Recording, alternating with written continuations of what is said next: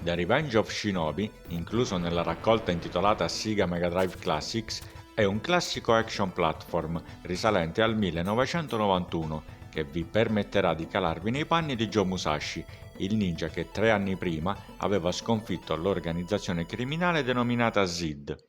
Purtroppo però la Neo SID, risorta dalle ceneri della precedente organizzazione, per vendicarsi fa uccidere il maestro di Joe e rapire la sua fidanzata Naoko. Desideroso di vendicare il suo maestro e di salvare la propria amata, Musashi si appresta a superare gli 8 livelli, ognuno capeggiato da un boss, che lo separano dalla felice risoluzione della storia. Questa è la trama del gioco, semplice, efficace e di sicuro impatto. Parlando del gioco vero e proprio, cominciamo col dire che la croce direzionale serve ovviamente per muoversi in tutte le direzioni, ma anche per camminare da abbassati. Dalla posizione accucciata potrete anche attaccare, cosa che non era affatto scontata. I tasti del controller che utilizzerete per manovrare il famoso ninja bianco della leggenda sono utilizzati nel seguente modo. Un tasto vi permetterà di saltare, se premuto nuovamente nel punto di massima elevazione, anche di effettuare un doppio salto con capriola. Mentre roteate, potrete anche lanciare 8 shuriken contemporaneamente. Un altro tasto vi consentirà di lanciare gli shuriken ed attaccare con la spada o con gli sgambetti, se sarete sufficientemente vicini all'avversario. L'ultimo tasto utilizzato serve per effettuare una tecnica speciale tra le 4 disponibili. Per scegliere quella desiderata dovrete mettere in pausa il gioco, selezionarla e poi premere il pulsante preposto ad attivarla. La prima vi permetterà di attirare un fulmine che vi proteggerà da 4 attacchi nemici. La seconda evocherà dei draghi infuocati che causeranno danni a tutti gli avversari presenti sullo schermo. La terza vi consentirà di saltare meglio e più agevolmente.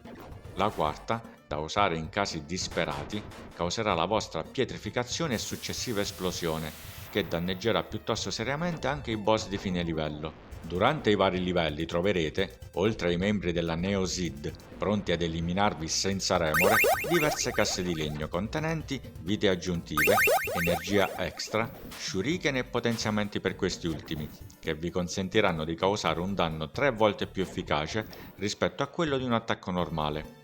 Inoltre, questo potenziamento vi fornirà un po' di protezione contro gli oggetti da lancio scagliatevi contro dai vostri avversari.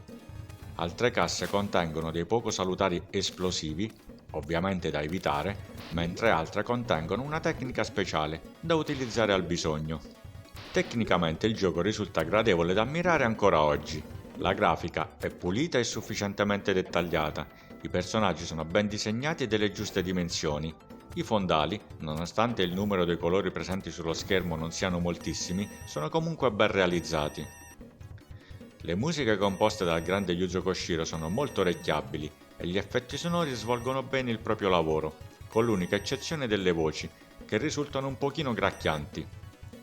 Questo però in parte è dovuto al chip audio del Mega Drive, che non era il massimo nel riprodurre questo tipo di suoni.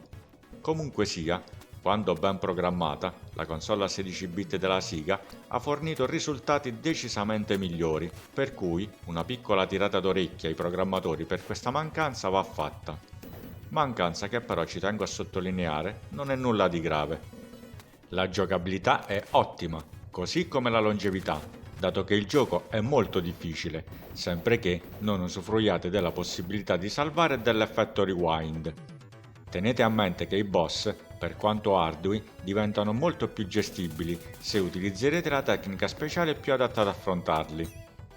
Vorrei infine spendere qualche parola per lodare il finale di The Revenge of Shinobi, che per ovvie ragioni non vi rivelerò. Vorrei però dirvi che pur nella sua semplicità l'ho trovato davvero magnifico e che mi ha fatto sentire un vero eroe videoludico. Inoltre, la musica composta da Yuzo Koshiro per sottolineare l'epilogo del gioco è un qualcosa che ai più sensibili tra voi resterà nel cuore. Giocatelo, non ve ne pentirete. A proposito, se qualcuno si stesse chiedendo come mai avevo in serbo così tanti shuriken, la risposta è presto detta. Prima di giocare entrate nelle opzioni, impostate il 00 come numero di shuriken e aspettate qualche secondo. Il 00 si trasformerà nel simbolo dell'infinito e tali saranno gli shuriken a vostra disposizione. Non vi consiglio di utilizzare questo trucco già dalla prima run, perché la longevità del gioco ne verrebbe in buona parte compromessa, ma qualora proprio non vi riuscisse a portare a termine il gioco, ora sapete che questa possibilità c'è. Passo e chiudo.